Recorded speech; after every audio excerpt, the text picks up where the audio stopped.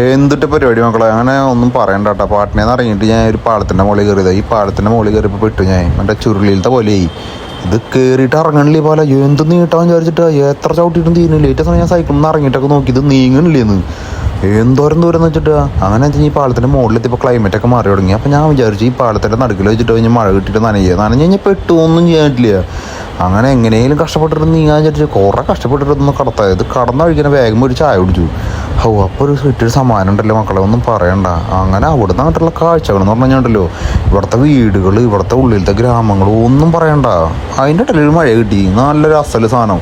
പ്രായത്തിൻ്റെ കടകളുണ്ടായിരുന്നു. അങ്ങനെ കയറിയിരുന്നു. അങ്ങനെ മഴ കഴിഞ്ഞിട്ട് മഴ കഴിഞ്ഞിറങ്ങിയപ്പോൾ ഉണ്ടല്ലോ ഗ്രാമങ്ങൾ കാണാൻ വേറെ ഭംഗി.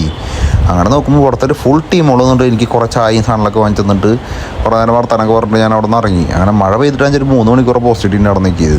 അങ്ങനെ അവിടെ നിന്ന് ഇറങ്ങി ഭൂമിയൊക്കെ കണ്ട് തണുത്തപ്പോളേ അങ്ങോട്ട് ഗ്രാമങ്ങളുടെ ഭംഗി കൂടിയെന്ന് അറിയില്ലേ.